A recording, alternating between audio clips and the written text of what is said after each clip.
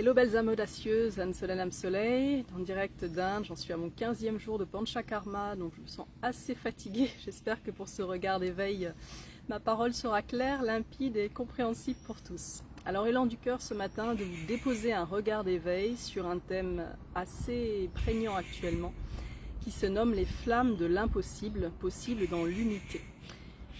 Quand nous nous ouvrons à la conscience multidimensionnelle, nous allons commencer par rencontrer, peut-être lire des articles, des livres sur les relations amoureuses et comment est-ce que nous rencontrons nos âmes sœurs, nos flammes jumelles, nos monades, nos parèdres, notre couple sacré, notre flamme de vie, dualité, nos ailiers, etc., etc.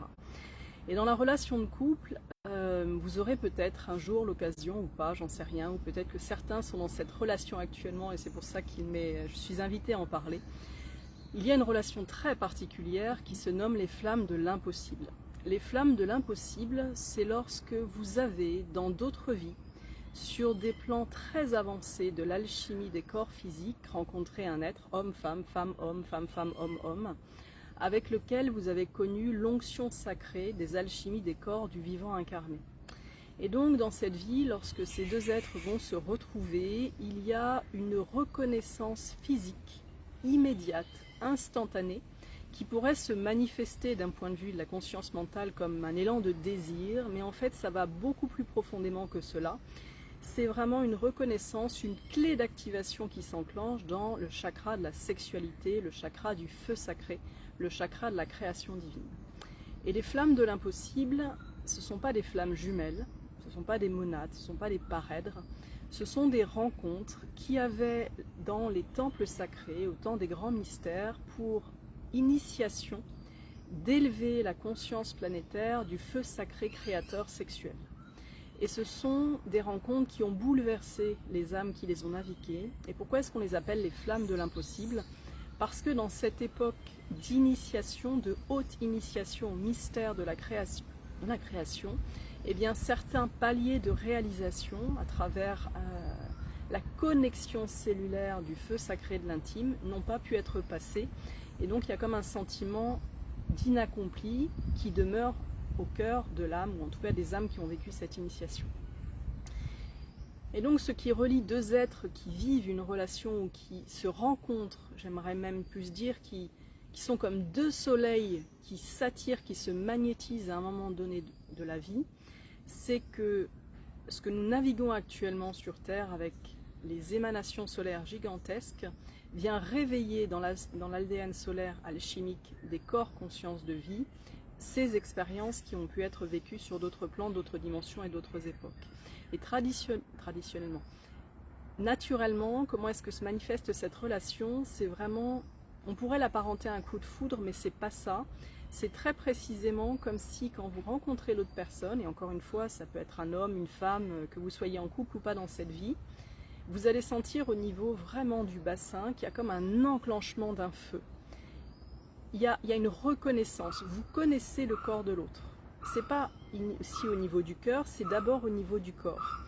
Et si vous êtes amené à entrer en relation charnelle avec cette personne, c'est comme si les corps se connaissaient. C'est pas comme si je connaissais l'autre, mais c'est vraiment comme si mes corps cellulaires, comme si mes premiers chakras, qui sont fondateurs de la cristallisation, de l'émanation, du rayonnement solaire, de la créativité sacrée, sont réactivés parce qu'il y a reconnaissance de cette union dans les écoles des mystères qui a eu lieu et qui a permis de passer des initiations de pleine conscience. Et la difficulté de ces relations, qui sont en train de vraiment puissamment se réveiller actuellement, c'est pas qu'elles sont pas possibles émotionnellement, c'est qu'elles demandent une élévation de conscience dans l'unité des deux êtres pour passer l'étape suivante de la reliance. Et ça peut être extrêmement difficile parce que ces couples, en fait, alors on pourrait dire des couples sacrés, effectivement, ceux-là créés, des couples créateurs, ces couples, en fait, sont là pour porter au monde des codes d'alchimie de nouvelles créations planétaires. C'est un petit peu comme s'ils étaient un feu de jaillissement de nouvelles possibilités pour la création, pour l'ensemble des règnes du vivant, et c'est vraiment dans cette alliance des corps, dans une nature biochimique de relations charnelles, qu'ils vont permettre d'émaner cette lumière. Alors vous pouvez me dire, oui mais les grands couples alchimiques l'ont traversé, l'ont vécu, Marie, avec Yeshua. Oui et non, là on parle vraiment des flammes de l'impossible, c'est une mission très particulière et qui est difficile pour l'humanité, parce que ces rencontres, ces couples n'ont pas forcément vocation à être des couples amoureux dans la matière. Et donc c'est extrêmement difficile pour la psyché. Alors moi je ne suis pas dans cette nature de relation actuellement, mais il semble que certains la vivent et donc que ce soit difficile parce qu'il y a peu d'écrits sur ces traditions des mystères, il y a peu de parler, il y a peu d'échanges. Et parfois on les confond vraiment avec les flammes jumelles qui sont une autre nature de relation de couple. Et Krain Takraya Anshakam Pakam. Ce que j'ai l'élan de vous déposer, c'est que dans les flammes de l'impossible, encore une fois c'est possible dans l'unité, c'est une invitation d'initier, même si on ne se sait pas initié, à se mettre profondément à nu, au cœur des matrices originelles de la création par une sexualité alchimique d'être-té. Et on n'est pas dans le tantra non plus. On est vraiment dans un moment donné, vous n'avez plus contrôle en fait de ce qui est en train de se vivre, parce que c'est comme si, enfin c'est pas comme si, les corps fusionnels des premiers chakras se sont reconnus et vont demander à accomplir la prochaine étape d'élévation fréquentielle, d'expansion, de rayonnement du lotus des codes qu'ils avaient commencé à syntoniser, synergiser, créer ensemble à une autre époque. Et donc ça donne des relations qui peuvent être extrêmement difficiles à traverser, parce que souvent le cœur a envie de s'y mettre, l'amour amoureux a envie de prendre place, la conscience a envie de créer un couple, l'élan du cœur a envie de s'unir profondément. Alors ce n'est pas impossible, mais ce n'est pas la nature des couples des flammes de l'impossible. La nature des couples des flammes de l'impossible, c'est une très haute initiation reliée à la conscience du corps, qui va nous amener dans une étape de notre vie, à un moment donné, à être presque dédié à cela. Et c'est une forme d'amour, de sexualité, de présence au rayonnement du monde qui est complètement transcendantale, que l'on ne peut pas contrôler, que l'on ne peut pas diriger, que l'on ne peut parfois même pas comprendre, si ce n'est d'accepter de se laisser traverser par cette énergie du divin et d'aller accomplir quelque part l'étape initiatique qui est demandée comme un tissage. Imaginez l'ADN qui se tisse, et bien en fait ces êtres vont participer à la création d'une nouvelle branche d'ADN. Et donc c'est extrêmement intense, parce que la psyché, elle aimerait que ces projections fonctionnent dans les flammes de l'impossible. Elle aimerait que ce soit un amour doux, un amour rassurant, un amour solide. Et quelque part, c'est plus fort que nous, c'est viscéral. C'est un appel des profondeurs du corps, du profondeur de notre feu alchimique de vie, de notre passion primordiale de la création, d'une sexualité qui ne ressemble à rien de ce que l'on a pu connaître ou pourrait connaître, et qui nous amène dans les profondeurs de la création. Donc si vous avez été, ou si un jour vous allez dans cette nature de relation qui se présente à vous, sachez que c'est bouleversant, mais que vous êtes parmi les groupes d'âmes qui ont choisi à cette époque de l'ère du Verseau de continuer les tissages de lumière, de l'expression des divins feux sacrés, de la sexualité créatrice des mondes. Et ça peut durer un temps, mais c'est aussi des relations qui ne sont pas forcément des relations amoureuses au sens couple traditionnel, donc ça peut être extrêmement bouleversant, exigeant, passionnant, brûlant et destructeur. Voilà. Donc simplement, j'ai l'élan de vous déposer ce regard, puisqu'il semble que plusieurs personnes ont fait un appel pour vraiment comprendre qu'est-ce qu'elles traversaient. Et donc si vous êtes dans cette reconnaissance-là, vraiment le point clé pour reconnaître que vous êtes dans une flamme de l'impossible, le possible par l'unité, c'est qu'il y a un magnétisme sexuel au-delà de toute compréhension humaine. C'est vraiment comme si quand vous êtes en face de l'autre, vous avez vos deux bassins qui ont besoin de se coller, même pas d'avoir une relation charnelle, mais il y a vraiment un magnétisme qui pulse, qui pulse, qui pulse, qui pulse, et parfois juste être l'un en face de l'autre participe au procès alchimique d'initiation. Et encore une fois, ça peut arriver, vous êtes quelqu'un, vous êtes en couple homme et femme, et soudain ça arrive avec une femme. C'est pas que vous avez une attirance pour une femme, c'est que vraiment les êtres ont choisi les deux polarités féminines dans cette vie pour continuer le tissage de lumière, des codes créateurs de l'alchimie sexuelle unifiée.